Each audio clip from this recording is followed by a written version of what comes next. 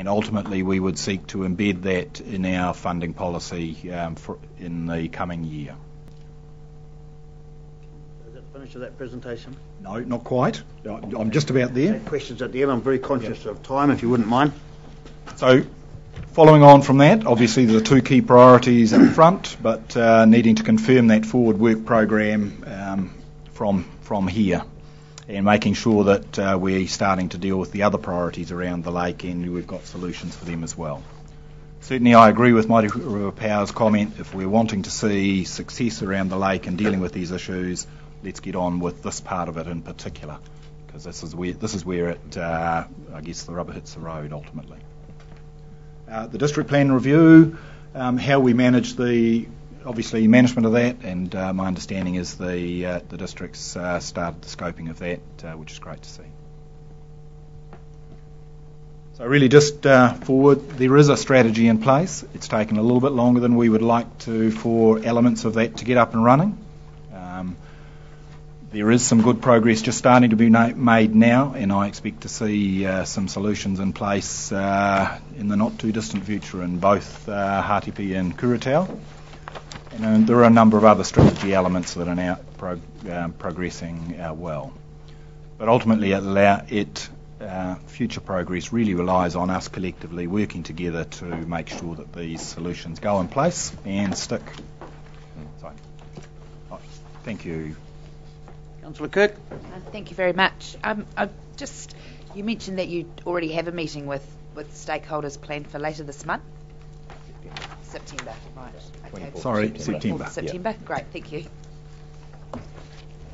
And Councillor Downard. Yeah, mine kind of follows on from Councillor Kirk, just because through this process I didn't realise that even I think Mighty River Power wasn't friends of Taupo said that it was 5%, but it's only about 2.6 Mighty River Power, and the rest is the other power contributing companies, isn't it? Is Taupo District Council going to be part of that, talks with Tūwhare and the power? Yes, they are. Absolutely. Yes. Into that. Yep. Is that going to be the overview of the whole watershed split, the 55-45? So that policy still applies for the routine maintenance work at this stage. In terms of the major capital works, then we'd apply a new policy relevant to those areas. Obviously, it needs to be a fair allocation that we can make stick through the local government funding. So what about the regular maintenance stuff, the actual watershed policy? Is that ever going to get reviewed? It could do, and what might come out from and particularly for those areas that go in place, the ongoing maintenance element, I'd expect for those local areas to be updated accordingly. Councillor Williams. Yes, thank you very much indeed for your presentation.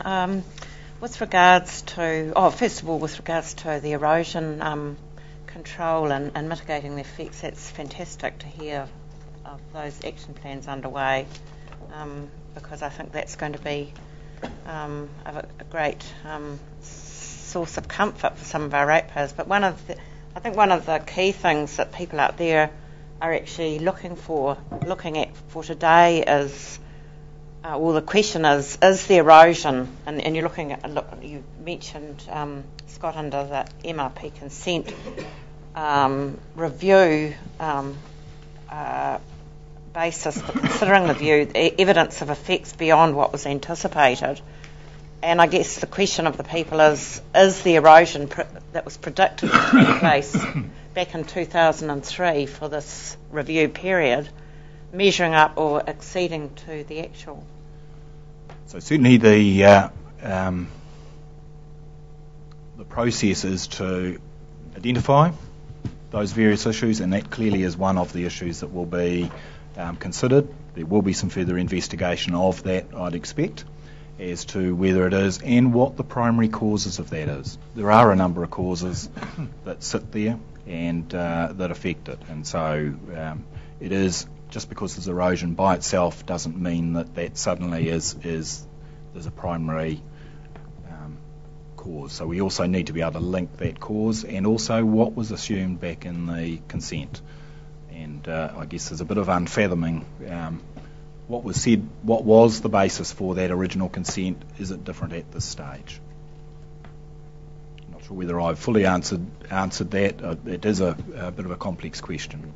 Yeah, I understand that there was a level of erosion that was protected when the resource consent was issued to Mighty River Power.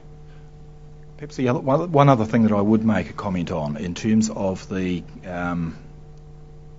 project watershed. Effectively, it's looking at supporting river encatchment and erosion protection around the entire catchment. And whether we like it or not, we've got responsibility as fit throughout. One of the reasons for using project watershed as that vehicle is because it can actually rate and link a number of parties together and bring together that into a funding arrangement. And so it's actually saying there are a number of parties who both have benefits and contribution to the issues. This is a vehicle where we can actually do that and help support it. So actually the review and project watershed are intrinsically linked? There's a number of processes and that are quite linked, yes. Any further questions from councillors? If you don't mind, a couple from myself. It's common knowledge I voted against Project Watershed. I didn't think that 55% of the debt should fall onto the Taupo ratepayer and that the majority of the decision should be made by WRC. However, tell me, in your opinion, why do you think the commissioners, in their wisdom, put a review period in it for next year? All of the consents that we issue, I think, have got periodic that opportunity for review. Would I be just listening to your 15-minute, 30-minute presentation? Am I being cynical? Are you advocating not to do a review next year? Not making any comment one way or other. Okay. And ultimately, it's not my decision. It's, as I say, that's a part of our regulatory that would you've make prepared that this presentation for today? I did, and all I've done is put their comments in from them. Well, I don't want to be cynical or anything, but all the information that you've presented to us today has been supplied to you by MRP? No. From their monitoring? No.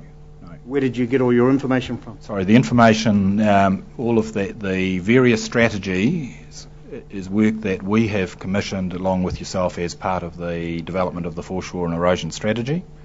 I guess we commission particular monitoring work. We also get monitoring information from a range of other parties.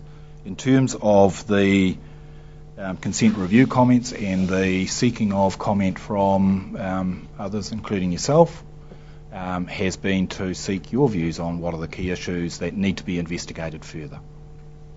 Councillor Williams? Could I just ask one further question with regards to erosion? It has been put out there, and I'll ask for your comment on it, that up until quite recently, while you've had very good monitoring of lake levels, the actual monitoring of erosion has not really been there. And so I ask you, true or false? And secondly, what have you done in recent times to implement a comprehensive system for monitoring erosion? So the monitoring there hasn't been much in the way of beach profiles, etc. That really is a responsibility both of yourselves and ourselves in terms of the part. And it's quite clear that there hasn't been sufficient of that baseline information. It's been ad hoc prior to the setup of the strategy. And so as part of the strategy, there's an agreed process and agreed funding of that. There is also monitoring requirements sitting on the consents, various of the consents as well. So how will that be done, and how can we tell our ratepayers that how's that going to be implemented, and how will the people be able to access that information? Well, all the monitoring work that we help coordinate. So basically the strategy is saying that Waikato Regional Council is going to be responsible for the overall coordination of the monitoring information that is gathered by a number of agencies around the lake. So someone needs to bring it together and collate it, and that's one of the key actions out of the strategy. all the information that we get, including from Mighty River Power, from King Country Energy, is largely all public information, including the stuff that we get, the wind, the waves, all the elements, breach profiles,